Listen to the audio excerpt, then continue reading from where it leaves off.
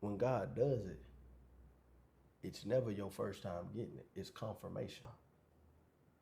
Satan seems to speak a lot. He does a lot of talking. There's a lot of noise in the testing of God to say, you ain't got it, but do you still believe that I'll provide it for you? Do you still believe that I can perform it for you? Do you still believe that I can do it for you? Only do, and he will. What on Right. Yes, he will. Man, God spoke through a donkey. Can he speak through people? And his word will never return back void. Baby, that is. So be careful what you run around here telling folk what God said.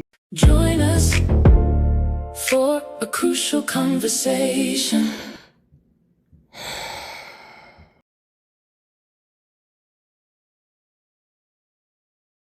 God gives you faith, but he also gives you common sense. Faith and common sense goes hand in hand. But then there are those moments where common sense and logic and faith just don't mix. But when you're doing something on the carnal side, man, just understand, I want an attainable goal, but I also leave room for God to step in. Someone told me once, dream so big that it's doomed for failure except God intervenes. So you always leave space for God to step in. It also swings on the pendulum of understanding being tempted and being tested. And I say that because the difference between being tempted and being tested, when you're tempted, Satan seems to speak a lot. He does a lot of talking. There's a lot of noise in your tempting stages. It's the clapback energy. It's the I wouldn't take that if I was you energy. I love it. It's the go get 'em energy. Yeah. That's the tempting. But the testing of God is saying, test me now on these things. So with the same understanding of the Brinks truck, it's the same understanding that if I have a need that has to be met, God has promised to be my Jehovah Jireh, my provider. So he won't tempt me with a Brinks truck. He'll meet my need. He didn't promise that he'll always give me abundance and overflow, but he did promise that he'll meet my need. Exactly. I got a stupid, crazy kind of faith that if I ain't got no food in the freezer, I ain't got no money to buy no food, do I think that he'll cause a French's truck to flip over in my driveway? Yes, I do. I love it. But he's meeting my need. He's meeting my need. So we can get distracted in the noise. That's the temptation. I love I'd rather be caught up in the testing of God to say, you ain't got it, but do you still believe that I'll provide it for you? Do you still believe that I can perform it for you? Do you still believe that I can do it for you? In your inadequacies and in your deficiencies, do you still believe that I have the power? Not even that I have the power, that I'm willing to do. Because this is the catch. Even if God decides not to do it, I shout on the possibility that he has the power to do it. I get excited because I know I serve a God that just has the power. the power to do Even if he decide not to do it. Yeah. The simple fact that he has the power to do it. Power to do it. I think. So for me, man, there's just certain things that God has promised us. Yeah. There's certain characteristics that God said he would feel in our life. Yeah. So even if I never become a multi-millionaire or multi-billionaire, man, God promised to meet every need that I have. He said he'll supply every need that I have according, now this is the shout, according to his riches. So there I may be thinking too small of God. It is. While I'm behind a Brinks truck saying, God, flip it over. Oh, Lord. God's saying, why you focus on just the truck? I got more for you than just the truck. How many times have we missed a blessing because we boxed God in? Said, God, if you just do this, God, whatever you have and whatever you do. That's what I started saying. Yeah, whatever's in your will. Yeah. Whatever's in what you desire, whatever you got for me, I want that. Yes. That was my prayer when I gave my life to God 4 years ago. I say, God, if your name ain't all over it, I don't want nothing to do with it. Say whatever is in your will that you want for me, I want it too. And we got to remind ourselves of that. Man, when we in a storm or we going through something, man, we'll forget that promise that we made to God. So, and this is what I tell people, even here in our ministry, I don't always spend a whole lot of time at the end of service inviting people to give their life to Christ, not because I don't want to.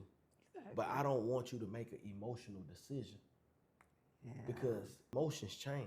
Every time. So I want you to make a cognitive, conscious decision that I'm giving my life to God and I'm trusting and I'm believing it. Because at the end of the day, when people come to church or people come into the building of church, if I'm not pointing you to the cross and if I'm not extending the opportunity for you to accept Christ, everything else we did was good, but it wasn't worth nothing. It wasn't worth nothing. And it's not about, I'm telling you, when we have those moments of God to do this on my behalf, I ain't saying that God won't do it. But if that's what we gonna limit our relationship, my relationship with God is not limited on God performing something in my life.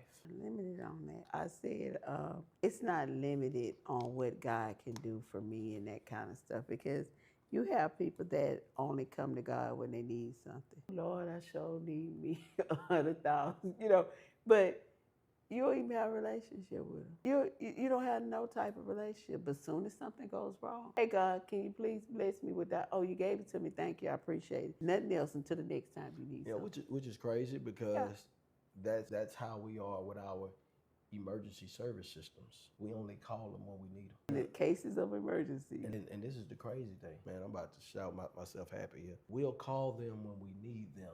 We will open the door and invite them into our homes, and we'll trust them, but we have no history and no relationship with them. That's a real one. When it's the police, we honor their authority. We'll yes sir and no sir them. Yeah. Yes ma'am and no ma'am them. Yeah. We don't know them. They ain't did anything for us. And my relationship with God is not about God doing something.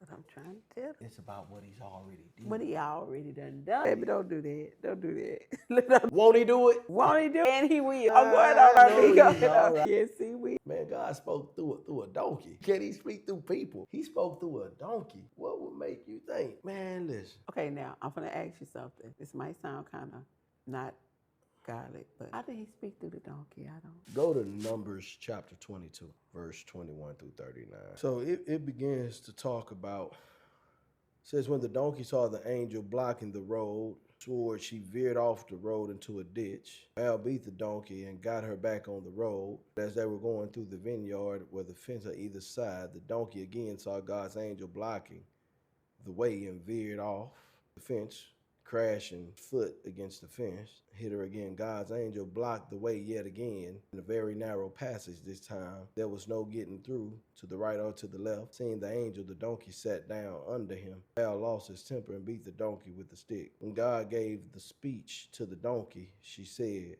"What have I ever done to you that you would beat me these 3 times? Because you've been playing games with me," was the response. "And if I had a sword, I would have killed you." The donkey said, am I not your trusted donkey, whom you've ridden for years, right up until now? Have I ever done anything like this to you before? Have I? He said, no. Then God helped Balaam to see what was going on and how he saw God's angel blocking the way. Balaam fell on the ground, his face in the dirt. And God's angel said, why have you beaten your poor donkey these 3 times? I've come here to block your way because you were getting way ahead of yourself. God uses the donkey. Say, have I not been committed to you? Yeah. Have I not taken care of you whenever you needed to go somewhere? You've trusted me. I've gotten you there. How is it that you can trust me in those moments, but the moment that I do something that you don't want me to do, you can't trust me? I think that's something else. Okay. If he can speak through a donkey, he can speak through people. Because I'm going to tell you, I have gotten a lot of wonderful messages through complete strangers. And this is the funny thing. When God does it, it's never your first time getting it. It's confirmation. Oh, so okay. It's never your first time getting it. It's just your confirmation. It's just confirmation. God will confirm things for you. Oh, yeah. Oh, yeah. I tell you all the time, God ain't going to tell you something before he tell me. I may not be in alignment with it. I may not walk in it. I may not purpose it in it. May not have received it. I didn't seen it, I didn't heard it, I didn't feel it. He's spoken to me some kind of way, and he's just confirming it. It's almost like in those movies. I'm a movie buff. Me as well. It's like in those movies where the driver is driving on the road and he starts seeing signs that's like, hey, veer off, exit here, danger ahead. Okay. Da da da. Okay. And then you're not adhering to the signs, and then you run into an issue ahead of you. God will use whatever, whoever, whenever, however, so that he can get a message to you. God ain't gonna never make a fool of himself. It's impossible.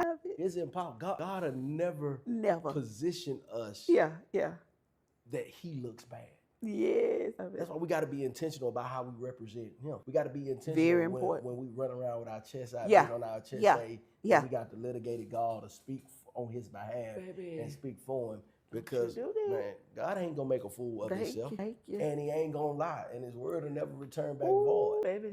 So be careful what you run around here telling folk, well, God said he going to do this for me, and this is what God told me. And here it is. It ain't manifesting in your life. You sure God told you that? Look, you sure that's what he said to you? Because you're not showing that. You know what I'm saying? I believe that wholeheartedly.